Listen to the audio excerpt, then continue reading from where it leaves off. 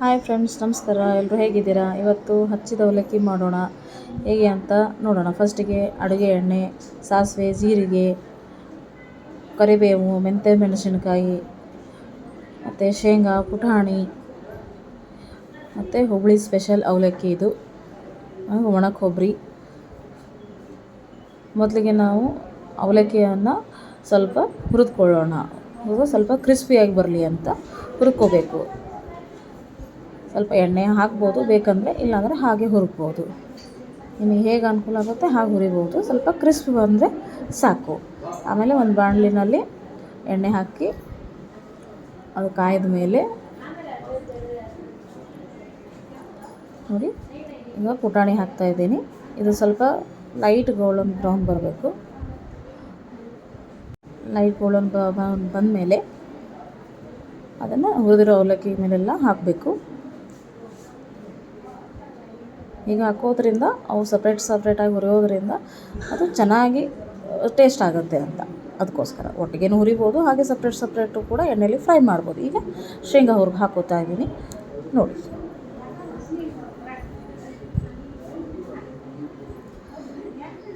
ಆಮೇಲೆ ಒಣ ಕೊಬ್ಬರಿ ತೆಳ್ಳಗೆ ಹೆಚ್ಚಿ ಅದನ್ನು ಕೆಂಪಾಗೋ ಥರ ಹುರಿಬೇಕು. ಈ ಥರ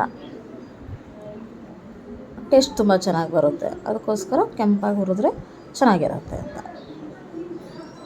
ಆಮೇಲೆ ಒಗ್ಗರಣೆಗೆ ಸಾಸಿವೆ, ಜೀರಿಗೆ ಹಾಕಬೇಕು. ಆಮೇಲೆ ಇಂಗು ಹಾಕೋದ್ರಿಂದ ಘಮ ಚೆನ್ನಾಗಿರುತ್ತೆ. ಕರಿಬೇವು, ಇದು ಮೆಂತ್ಯ ಮೆಣಸಿನಕಾಯಿ ಮನೇಲೇ ನಾವು ಮಾಡಿರೋದು.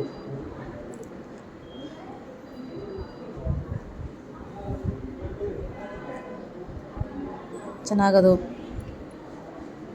ಆಮೇಲೆ ಅರಿಶಿನ ಹಾಕಬೇಕು.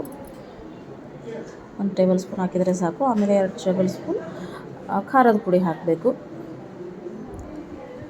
ಉಪ್ಪು ನಾನು ಇವಾಗೆ ಹಾಕಿಲ್ಲ, ಎಲ್ಲ ಒಗ್ಗರಣೆ ಮಿಕ್ಸ್ ಕಲಿಸಿದಾದಮೇಲೆ ಲಾಸ್ಟಲ್ಲಿ ನಾನು ಉಪ್ಪು ಹಾಕ್ತೀನಿ ನೋಡಿ. ಈ ಥರ ಕಲಿಸಿದರೆ ಸಾಕು. ಚೆನ್ನಾಗಿ ಹೊಂದ್ಕೊಳ್ಳೋವರೆಗೂ ಕಲಿಸ್ರಿ.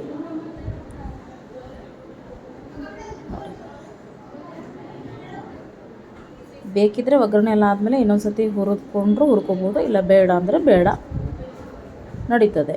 ಈಗ ಆಲ್ರೆಡಿ ಮೊದಲಾಗಿ ಹುರಿದಿದ್ದಾಗಿದೆ. ಈಗ ನಾನು ಉಪ್ಪು ಆ್ಯಡ್ ಮಾಡ್ತಾಯಿದ್ದೀನಿ. ರುಚಿಗೆ ತಕ್ಕಷ್ಟು ಉಪ್ಪು ಹಾಕಿ ಚೆನ್ನಾಗಿ ಕಲಿಸ್ಬಿಟ್ರೆ ಅವಲಕ್ಕಿ ರೆಡಿ ಆಗುತ್ತೆ ನೋಡಿ. ಚಹಾ ಜೊತೆ ಅವಲಕ್ಕಿ ಮತ್ತು ಹಸಿಮೆಣಸಿನಕಾಯಿ ಜೊತೆ ತಿಂತಾಯಿದ್ರೆ ಆಹಾ, ಎಂಥ ರುಚಿ ಅಲ್ವಾ!